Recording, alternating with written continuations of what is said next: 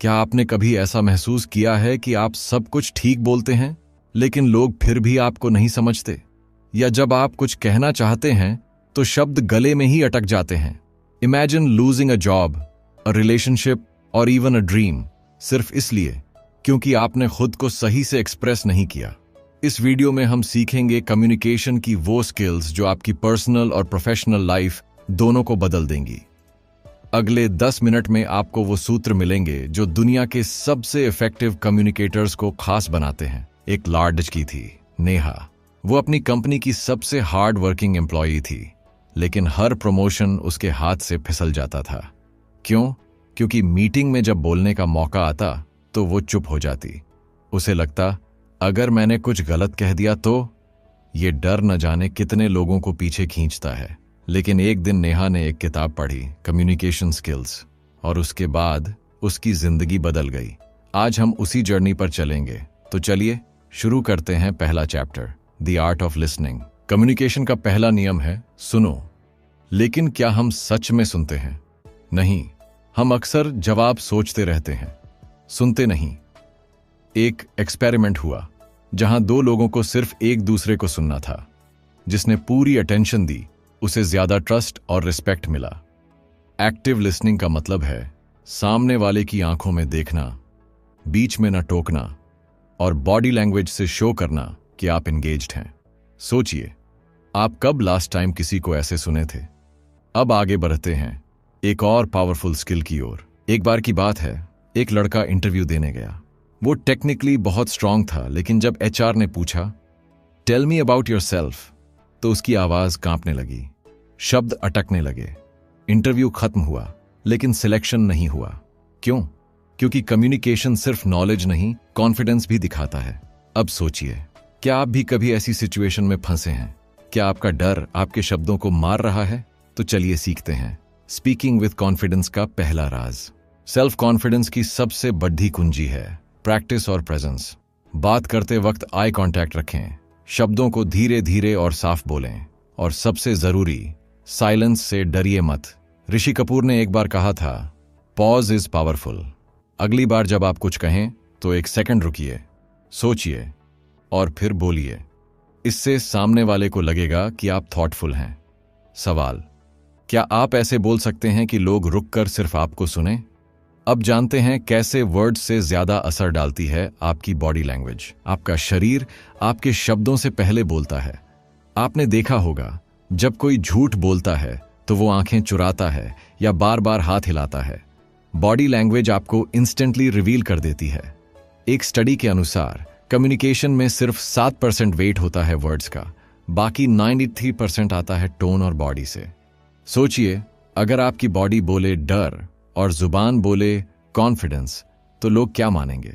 इसलिए posture, gestures और facial expressions पर काम करना कम्युनिकेशन का दूसरा नाम है। एक वक्त था जब सौरभ एक मैनेजर बनना चाहता था, लेकिन उसकी बॉडी हमेशा नर्वस रहती। झुकी हुई कमर, हिले हुए हाथ और कमजोर आई कांटेक्ट। फिर उसने एक छोटा सा बदलाव किया। उसने मिरर प्रैक्टिस शुरू की। रोज 10 मिनट वो खुद से बात करता, अपने हाथों को कंट्रोल करता, मुस्कुराता, और 30 दिन बाद वो कॉन्फिडेंट दिखने लगा। याद रखिए, बॉडी लैंग्वेज मसल मेमोरी से बदलती है। आप जैसा दिखते हैं वैसा महसूस करने लगते हैं। अब चलते हैं एक ऐसे टॉपिक की ओर जो हर इंसान को चाहिए, असर्टिवनेस। असर्टिवनेस का मतलब होता है बिना किसी को नीचा दिखाए अपने दिल की बात कहना। अक्सर लोग 2 एक्सट्रीम्स में फंस जाते हैं, या तो वो दब जाते हैं या अग्रेसिव हो जाते हैं। लेकिन असर्टिव होना मतलब होता है रिस्पेक्टफुली ना कहना आना। जैसे, I understand your point but I have a different view. सोचिए, कितनी बार आपने दिल पर बोझ रखकर हाँ कहा है और बाद में पछताया। अब वक्त है बाउंड्रीज सेट करने का, क्योंकि आप जो अलाउ करते हैं वही कंटिन्यू होता है। एक बार रजत ने अपनी बॉस से ओवरटाइम के लिए ना कह दिया, विनम्र लेकिन दृढ़ता से। बॉस पहले चौंकी, फिर कहा, आई अप्रिशिएट योर ऑनेस्टी। और यही है असर्टिवनेस की ताकत। वो आपको मजबूती देती है, सम्मान भी। अगली बार जब आपको लगे कि कुछ कहना है लेकिन डर है, उस डर को पहचानिए, डीप सांस लीजिए और काल्म होकर बोलिए, प्रैक्टिस ये मत कहता कि लड़ाई करो, बल्कि अपनी वैल्यू दिखाओ। अब हम आ रहे हैं उस चैलेंज पर जो हर रिलेशन में आता है, कॉन्फ्लिक्ट रेजोल्यूशन। कॉन्फ्लिक्ट यानी टकराव, चाहे ऑफिस में हो या घर में, अनअवॉइडेबल है। लेकिन ये आपकी कम्युनिकेशन स्किल ही होती है जो डिसाइड करती है कि वो कॉन्फ्लिक्ट बिगड़ेगा या सुधरेगा। एक छोटी सी कहानी, 2 कॉलीग्स का झगड़ा क्लाइंट के सामने हुआ। दोनों चिल्लाए, ब्लेम किया और क्लाइंट ने कॉन्ट्रैक्ट रद्द कर दिया। अब सोचिए, अगर उनमें से कोई एक काल्मली कहता, let's talk after the meeting, तो क्या आउटकम बदल जाता? Conflict resolution begins with listening, understanding and pausing before reacting. जब भी झगड़ा हो, पहला इंस्टिंक्ट होता है खुद को सही साबित करना।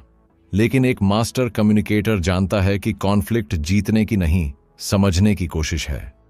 अगली बार जब आप बहस में फंसें तो एक सवाल पूछिए, मैं क्या मिस कर रहा हूं?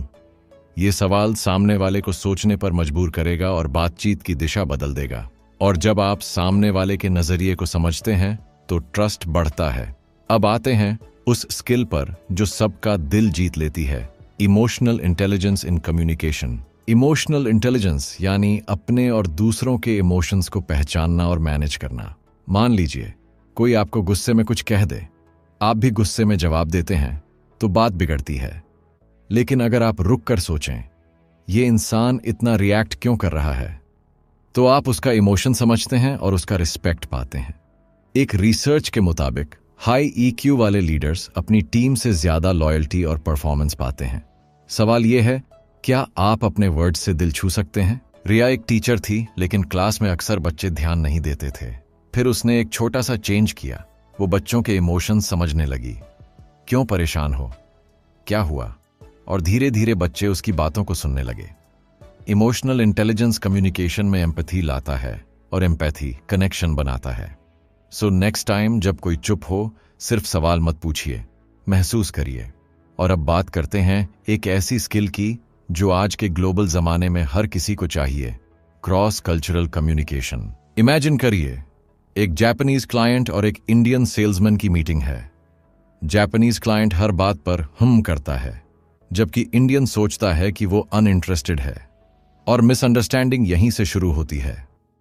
क्रॉस कल्चरल कम्युनिकेशन का मतलब है दूसरों की कल्चरल नॉर्म्स को समझना। कुछ कल्चर्स डायरेक्ट होते हैं, कुछ इनडायरेक्ट। कुछ आई कांटेक्ट को रिस्पेक्ट मानते हैं, कुछ डिसरिस्पेक्ट। इसलिए ग्लोबल वर्ल्ड में कनेक्ट होने के लिए cultural awareness must have skill है।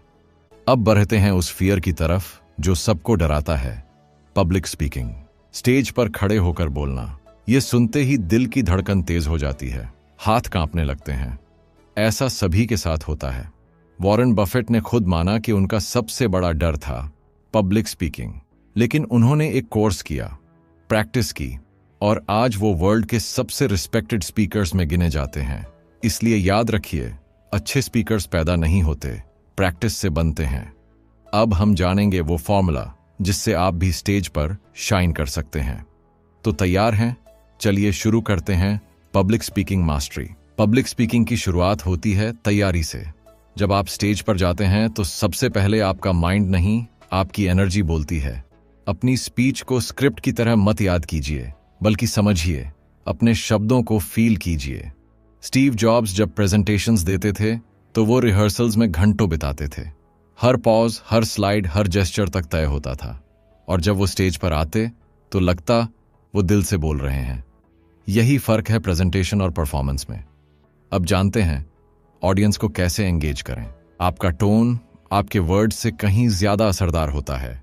एक सिंपल थैंक यू को अगर आप मुस्कान के साथ कहें तो सामने वाला खुश होता है, लेकिन वही थैंक यू अगर आप बिना एक्सप्रेशन, थके हुए टोन में कहें तो ऑपोजिट असर होता है। इसी तरह जेस्चर्स, हाथों का मूवमेंट, चेहरा, बॉडी पोस्चर सब मिलकर आपके मैसेज को ताकत देते हैं। कभी मिरर के सामने प्रैक्टिस कीजिए। एक ही सेंटेंस को अलग अलग टोन और जेस्चर्स के साथ बोलिए। You'll feel the difference.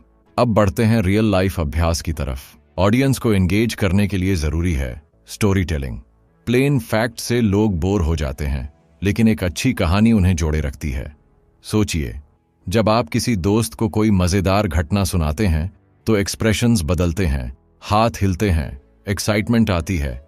वही मैजिक स्टेज पर चाहिए। शुरुआत एक सवाल से करें। क्या आपके साथ कभी ऐसा हुआ है? सवाल क्यूरियोसिटी सोचने पर मजबूर कर देता है। यही है कम्युनिकेशन का powerful loop. Question, excitement, thinking. अब आते हैं जेस्चर्स और टोन की ताकत पर। कम्युनिकेशन थ्योरी जानने से नहीं, करने से आती है। इसीलिए आज से एक आसान प्रैक्टिस शुरू करें। हर दिन किसी एक नए इंसान से बात करें। दुकान वाले से, गार्ड से, कॉलीग से। शुरू में ऑकवर्ड लगेगा, लेकिन धीरे धीरे आपके वर्ड्स फ्लो में आने लगेंगे। दूसरा टास्क, एक टॉपिक चुनिए और उस पर 2 मिनट खुद से बोलिए, मिरर के सामने या फोन में रिकॉर्ड करके। Practice builds confidence and confidence builds charisma. अब बात करते हैं टेक्नोलॉजी के जमाने में कम्युनिकेशन कैसे बदला है। आज के समय में हम व्हाट्सएप, जूम और ईमेल से कम्युनिकेट करते हैं, लेकिन क्या ये इफेक्टिव है? टेक्स्ट में टोन नहीं दिखती, इमोजीज इमोशंस नहीं दिखाते। एक ओके का मतलब गुस्सा भी हो सकता है और सिंपल एक्सेप्टेंस भी। इसलिए डिजिटल कम्युनिकेशन में क्लैरिटी सबसे जरूरी है।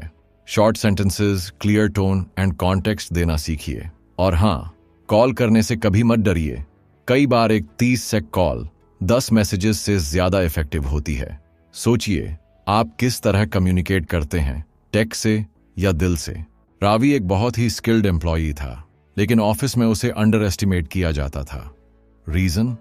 वो मीटिंग्स में चुप रहता था, अपने आइडियाज कॉन्फिडेंटली रख नहीं पाता था। एक दिन उसके दोस्त ने कहा, तू जीनियस है, लेकिन लोगों को कैसे पता चलेगा जब तू बोलेगा ही नहीं? तभी रावी ने एक फैसला लिया, हर हफ्ते एक बार मीटिंग में जरूर बोलेगा, चाहे एक लाइन ही क्यों ना हो। और धीरे धीरे उसकी आवाज सुनी जाने लगी। कम्युनिकेशन में साइलेंस भी एक लैंग्वेज है, लेकिन समय आने पर बोलना आना चाहिए। अब हम बात करते हैं लिसनिंग की एक और पावरफुल फॉर्म की, रिफ्लेक्टिव लिसनिंग। ये वो टेक्निक है जिसमें आप सिर्फ सुनते नहीं, बल्कि सामने वाले की बात को दोहराते हैं।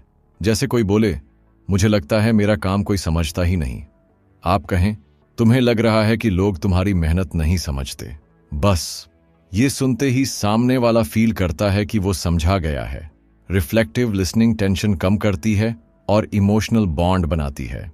So next time try this and watch the magic unfold. अब सवाल उठता है, क्या हर बार बोलना जरूरी है? जवाब है नहीं। ग्रेट कम्युनिकेटर्स जानते हैं कि कब बोलना है और कब रुकना है। साइलेंस कभी कभी सबसे पावरफुल मैसेज होता है। एग्जाम्पल, किसी टफ कॉन्वर्सेशन में अगर आप बस चुप रहें और सामने वाले को सुने, तो उन्हें लगेगा कि आप उन्हें समझ रहे हैं। इससे ट्रस्ट बढ़ता है। लेकिन वहीं अगर आप हर बात काटते जाएं, तो लोग डिस्टेंस बनाने लगते हैं। याद रखिए, बात उतनी ही करें जितनी जरूरी हो, और वो भी दिल से। इफेक्टिव कम्युनिकेशन सिर्फ बाहर की दुनिया के लिए नहीं है, बल्कि हमारे पर्सनल रिलेशनशिप्स के लिए भी सबसे बड़ा टूल है। एक बार अंजलि और उसके पिता के बीच दूरी आ गई थी, बस इसलिए क्योंकि दोनों एक दूसरे से खुलकर बात नहीं करते थे। अंजलि ने एक दिन करेज करके अपने पापा से कहा, मैं आपसे बात करना चाहती हूं। और उसी दिन उन्होंने 2 घंटे बात की, वो बातें जो सालों से अंदर थीं। कम्युनिकेशन रिश्तों को जोड़ता है, हीलिंग देता है। अगली बार किसी से दूर महसूस करें, बात कीजिए। अब सोचिए, आप अपने कम्युनिकेशन में सबसे ज्यादा स्ट्रगल कहां करते हैं? पब्लिक स्पीकिंग में, या अपने इमोशंस को वर्ड्स में बदलने में, या किसी बहस में काल्म रहने में? इस सोच से ही इंप्रूवमेंट की शुरुआत होती है। एक्सपर्ट्स कहते हैं, जो अपनी कम्युनिकेशन स्किल्स बेहतर करता है, वो अपनी जिंदगी बेहतर करता है। तो क्यों ना आज से एक कमिटमेंट लें, हर दिन कम्युनिकेशन में 1% बेटर बनने का। अगले चैप्टर्स में हम करेंगे डीप डाइव, प्रैक्टिकल टूल्स और रियल लाइफ एक्सरसाइजेस के साथ। क्या आप जानते हैं कि कम्युनिकेशन में सबसे बड़ी ताकत होती है क्लैरिटी? जब आपके वर्ड्स साफ और सिंपल होते हैं, तो सामने वाला कंफ्यूजन में नहीं फंसता। इमेजिन कीजिए, एक बॉस अपने टीम से कॉम्प्लिकेटेड टर्म्स में बात करता है, तो वो समझ नहीं पाते और मिस्टेक्स होती हैं। पर अगर सेम बॉस क्लियर, सीधे लैंग्वेज में बोले, तो सब कुछ स्मूथ चलता है। क्लैरिटी की प्रैक्टिस करें, अपनी बात को छोटे सेंटेंसेस में कहें, अननेसेसरी वर्ड्स हटाएं। यही स्किल आपको एक बेहतर कम्युनिकेटर बनाती है। रमेश ने अपने बिजनेस में एक बड़ा मिस्टेक किया। उसने अपनी टीम को अनक्लियर इंस्ट्रक्शंस दिए। काम अधूरा रहा, डेडलाइंस मिस्ड हुई और टेंशन बढ़ा। फिर उसने सीखा, इफेक्टिव कम्युनिकेशन में फीडबैक देना इक्वली इंपॉर्टेंट है। जब भी बात करें, ये पूछें, क्या आपको मेरी बात समझ आई, या क्या आप कंफर्टेबल हैं ये टास्क करने में। ये सिंपल क्वेश्चंस कम्युनिकेशन गैप को बंद करते हैं। फीडबैक लूप बनाएं और देखिए टीम वर्क कैसे बेहतर होता है। क्या आप जानते हैं, कम्युनिकेशन में टोन सिर्फ फेस टू फेस ही नहीं बल्कि ईमेल्स, मैसेजेस और कॉल्स में भी दिखती है। एक सार्कास्टिक ईमेल से ऑफिस पॉलिटिक्स बढ़ सकती है और एक रिस्पेक्टफुल रिप्लाई से रिश्ते मजबूत। इसलिए डिजिटल कम्युनिकेशन में एक्स्ट्रा ध्यान दें। इमोजीज और पंक्चुएशन का सही इस्तेमाल करें ताकि आपके इमोशंस सही तरीके से समझे जाएं। टेक्नोलॉजी ने कम्युनिकेशन आसान किया है, लेकिन सेंसिटिविटी और रिस्पेक्ट देना भी जरूरी हो गया है। अब बात करते हैं नॉन वर्बल कम्युनिकेशन की। आपके वर्ड्स से ज्यादा असर डालते हैं आपके बॉडी लैंग्वेज, फेशियल एक्सप्रेशंस और आई कांटेक्ट। कभी सोचा है, जब कोई आपकी बात सुनते हुए आंखें नहीं मिलाता तो आप कैसा महसूस करते हैं? यही कारण है कि successful communicators eye contact maintain करते हैं, ओपन पोस्चर रखते हैं और पॉजिटिव एक्सप्रेशंस दिखाते हैं। अगली बार बातचीत में ये छोटी छोटी चीजें जरूर ध्यान रखें। ये आपके मैसेज को 10 गुना प्रभावशाली बना देंगी। एक रियल स्टोरी बताता हूं। समीर ने अपनी पहली प्रेजेंटेशन में इतना नर्वस था कि वह बार बार अपनी नोट्स देख रहा था, लेकिन एक मेंटोर ने उसे एडवाइस दिया, स्टेज पर आत्मविश्वास दिखाने के लिए अपनी बॉडी लैंग्वेज पर ध्यान दो, सीधे खड़े रहो, ऑडियंस को देखो और जेस्चर्स से अपनी बात को जोर दो। समीर ने प्रैक्टिस की और अगली प्रेजेंटेशन में उसकी कॉन्फिडेंस देख सभी इंप्रेस्ड हुए। यही है कम्युनिकेशन का सीक्रेट, प्रैक्टिस, अवेयरनेस और ऑथेंटिसिटी। क्या आपने कभी ध्यान दिया है कि कम्युनिकेशन में पॉज कितनी ताकत रखता है? जब आप बोलते हैं और बीच में डिलिबरेट पॉज लेते हैं तो आपके शब्दों का प्रभाव बढ़ जाता है। इमेजिन करिए, मार्टिन लूथर किंग जूनियर ने अपनी फेमस स्पीच में I have a dream phrase bar bar pause के साथ दोहराया, जिसने लोगों के दिलों में गहरी छाप छोड़ी। पॉज सुनने वालों को सोचने का मौका देता है और आपकी बात को एम्फसाइज करता है। अगली बार बोलते समय इंटेंशनल पॉज जरूर आजमाएं। असर्टिवनेस की सबसे बड़ी चैलेंज होती है सही बैलेंस बनाना। कभी कभी लोग डरते हैं कि अगर वे असर्टिव होंगे तो सामने वाले को नुकसान होगा या वो नाराज हो जाएंगे। लेकिन सही असर्टिवनेस से आप न केवल अपनी बात रखते हैं बल्कि सामने वाले के फीलिंग्स का भी सम्मान करते हैं। सोचिए, अगर हर कॉन्वर्सेशन में आप खुद की वैल्यू बताएंगे और दूसरों की भी सुनेंगे तो कितनी पॉजिटिव रिलेशनशिप्स बनेंगी। इस बैलेंस को सीखना हर सफल कम्युनिकेटर की निशानी है। एक बार नेहा अपने बॉस से प्रमोशन मांगने गई, लेकिन नर्वसनेस के कारण उसकी बात अधूरी रह गई। मेंटर ने उसे बताया, असर्टिवनेस कम्युनिकेशन का वो पहलू है जिसमें आप अपने नीड्स और बाउंड्रीज को क्लियरली और रिस्पेक्टफुली व्यक्त करते हैं। असर्टिव कम्युनिकेशन पैसिव या एग्रेसिव नहीं होती बल्कि कॉन्फिडेंट और एम्पैथेटिक होती है। नेहा ने सीख लिया कि ना कहना भी कम्युनिकेशन का हिस्सा है। क्या आप अपनी असर्टिवनेस को बढ़ाने के लिए तैयार हैं? कॉन्फ्लिक्ट रेजोल्यूशन में सबसे जरूरी होता है प्रॉब्लम को व्यक्ति से अलग करके देखना। बहुत बार हम अपने ईगो के कारण डिस्कशन को पर्सनल बना लेते हैं, जिससे बात और बिगड़ जाती है। इमेजिन करें, 2 दोस्त किसी मिसअंडरस्टैंडिंग की वजह से लड़ रहे हैं। अगर वे अपने गुस्से को छोड़कर समस्या पर ध्यान दें तो समाधान आसानी से निकल सकता है। इस तरह के अप्रोच से कम्युनिकेशन में क्लैरिटी आती है और रिलेशनशिप मजबूत होता है। क्या आप तैयार हैं अपने कॉन्फ्लिक्ट्स को दोस्ताना हल करने के लिए? एक क्लाइंट मीटिंग में अर्जुन को पता चला कि क्लाइंट उसकी सर्विस से संतुष्ट नहीं है। अर्जुन ने डिफेंसिव होने के बजाय कामली क्लाइंट की बातें सुनी और कहा, मैं आपकी चिंताओं को समझता हूं, चलिए मिलकर सॉल्यूशन निकालते हैं। ये काल्म एटीट्यूड और ओपन कम्युनिकेशन ने क्लाइंट के दिल में ट्रस्ट बढ़ाया। कॉन्फ्लिक्ट रेजोल्यूशन सिर्फ लड़ाई को खत्म करने का नाम नहीं बल्कि एक नए समझौते की शुरुआत है। क्या आप तैयार हैं अपनी कम्युनिकेशन को नेक्स्ट लेवल पर ले जाने के लिए? इमोशनल इंटेलिजेंस या EQ कम्युनिकेशन की वो ताकत है जो हमारे शब्दों से भी ज्यादा असर डालती है। राहुल की कहानी सोचिए। एक स्ट्रेसफुल मीटिंग में उसने गुस्सा होने की बजाय कामली सिचुएशन समझी और रिस्पॉन्स दिया। उसकी इमोशनल इंटेलिजेंस ने सिचुएशन को एस्केलेट होने से बचाया। EQ हमें सिखाती है कि दूसरों की फीलिंग्स को समझना और अपने इमोशंस को मैनेज करना कम्युनिकेशन को स्मूथ बनाता है। क्या आप अपनी EQ बढ़ाने के लिए तैयार हैं? अब बात करते हैं एम्पैथी की, दूसरों की फीलिंग्स को महसूस करने की एबिलिटी। एम्पैथी कम्युनिकेशन में ब्रिज बनाती है। जब आप सामने वाले की बात को उनकी नज़रों से समझने की कोशिश करते हैं तो आपकी बातों में जादू आ जाता है। एग्जाम्पल, जब कोई दोस्त परेशान होता है और आप सिर्फ सुनते हैं बिना जज किए तो वो रिलैक्स महसूस करता है। एम्पैथी से रिश्ते मजबूत होते हैं और मिसअंडरस्टैंडिंग्स कम। क्या आप अपनी कम्युनिकेशन में एम्पैथी ला सकते हैं? इमोशनल इंटेलिजेंस बढ़ाने का सबसे पहला कदम है सेल्फ अवेयरनेस, मतलब अपने इमोशंस को समझना और पहचानना। जब आप जानते हैं कि कब आप अपसेट, नर्वस या एक्साइटेड हैं, तो आप बेहतर तरीके से कंट्रोल कर सकते हैं कि अपनी बात कैसे रखें। सोचिए, अगर आप स्ट्रेस में हों और गलती से हार्श वर्ड्स कह दें तो सिचुएशन बिगड़ सकती है। इसलिए खुद को समझना और पॉज लेना कम्युनिकेशन का पहला स्टेप है। अगली बार अपनी इमोशंस पर ध्यान दें। क्रॉस कल्चरल कम्युनिकेशन आज के ग्लोबल वर्ल्ड में बहुत जरूरी है। प्रिया की कहानी याद कीजिए, जो एक मल्टीनेशनल कंपनी में काम करती थी। डिफरेंट कल्चर्स से आने वाले कॉलीग्स के साथ बात करते समय उसे लैंग्वेज बैरियर्स, अलग कस्टम्स और एक्सप्रेशंस का सामना करना पड़ा। उसने सीखा कि ओपन माइंड और पेशेंस के साथ कम्युनिकेशन करना जरूरी है।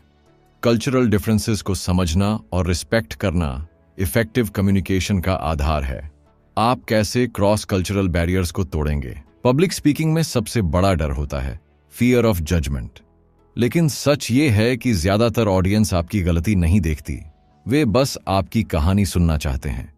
सोचिए, जब आप किसी फेमिलियर टॉपिक पर बात करते हैं तो कॉन्फिडेंस बढ़ जाता है।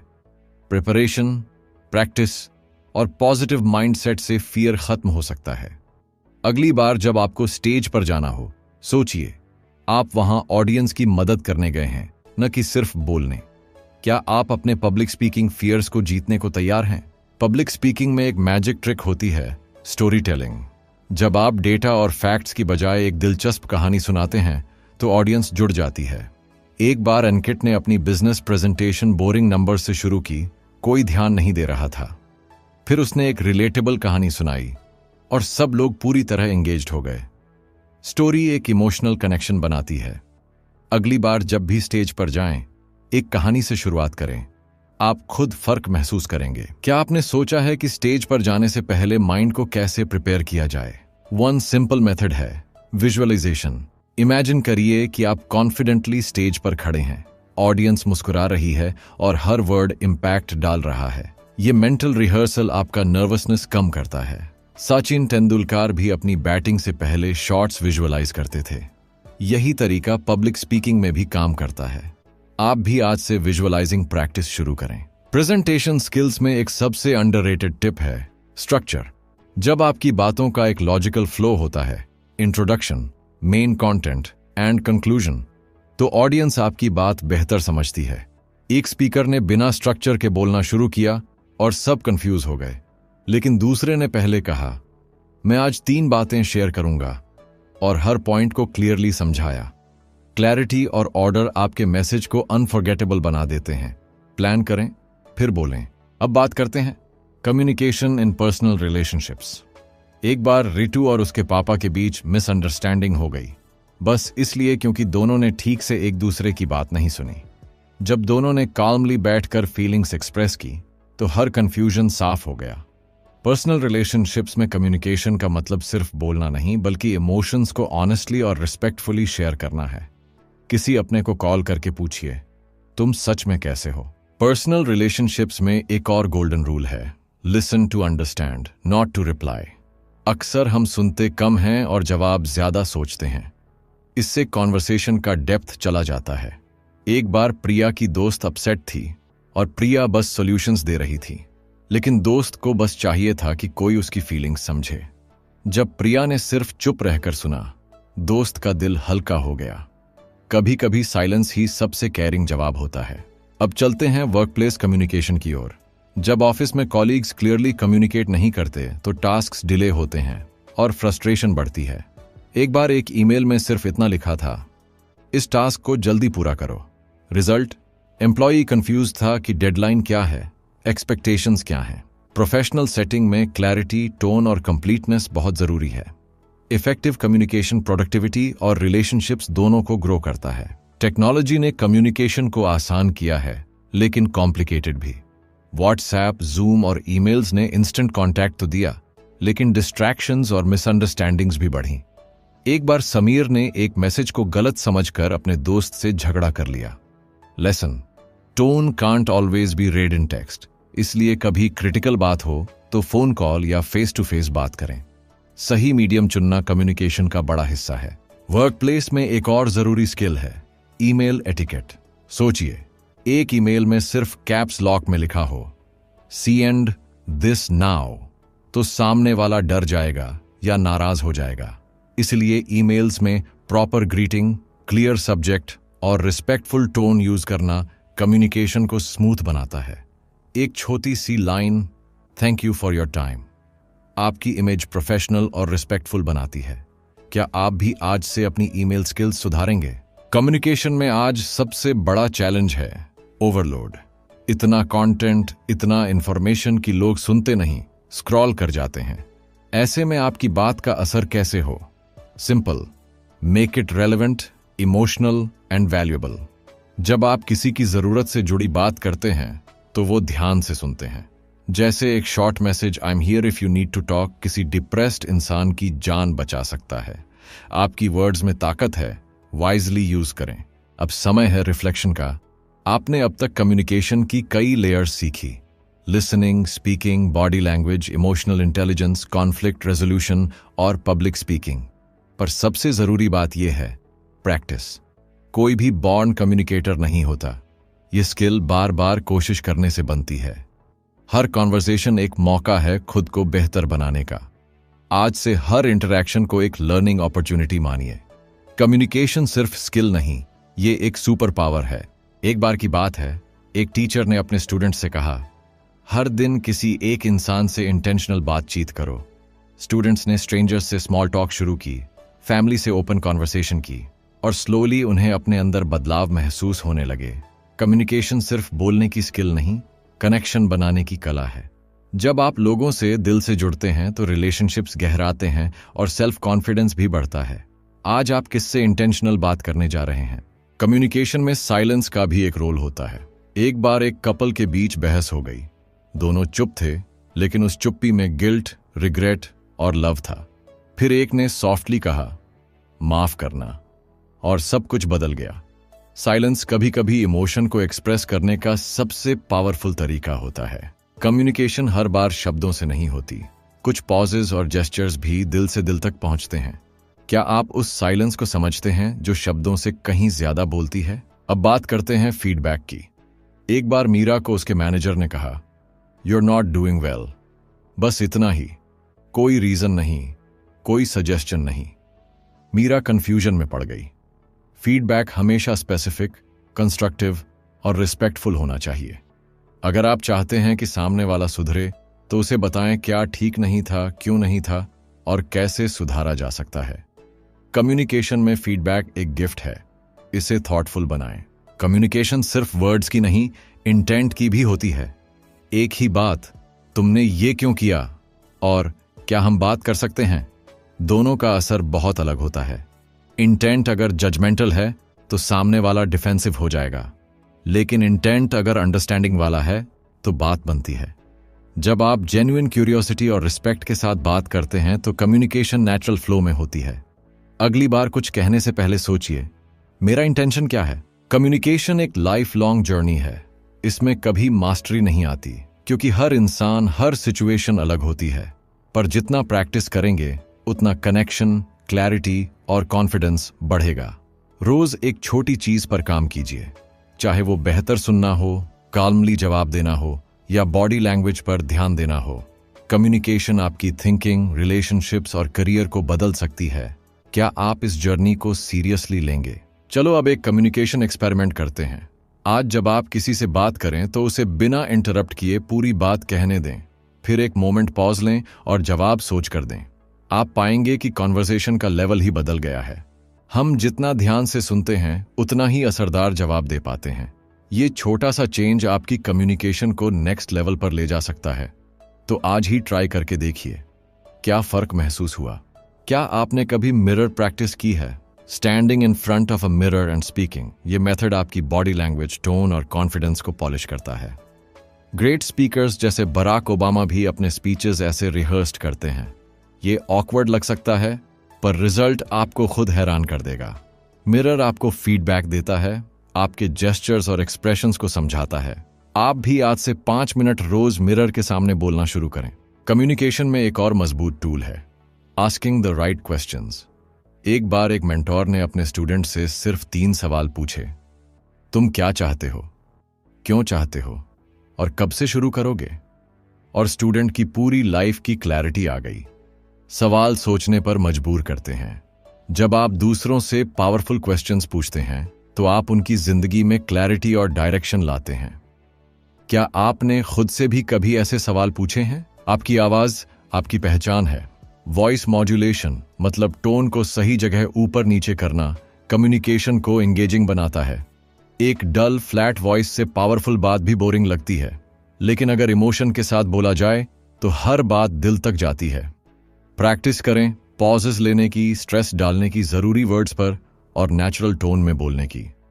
आपकी आवाज से ही लोग तय करते हैं क्या इस इंसान को सीरियसली लेना चाहिए। कम्युनिकेशन स्किल एक टूल किट है और आपने इस वीडियो में हर टूल को जाना है। Active listening, body language, public speaking, empathy, emotional intelligence, assertiveness और भी बहुत कुछ। अब ये टूल किट आपके पास है। फर्क बस प्रैक्टिस और अवेयरनेस का है। हर इंटरैक्शन एक नया मौका है बेहतर कम्युनिकेटर बनने का। याद रखिए, आप जैसे कम्युनिकेट करते हैं वैसे ही लोग आपको समझते हैं। तो बोलिए सोचकर, सुनिए दिल से और बनाइए हर बातचीत को एक मास्टरपीस।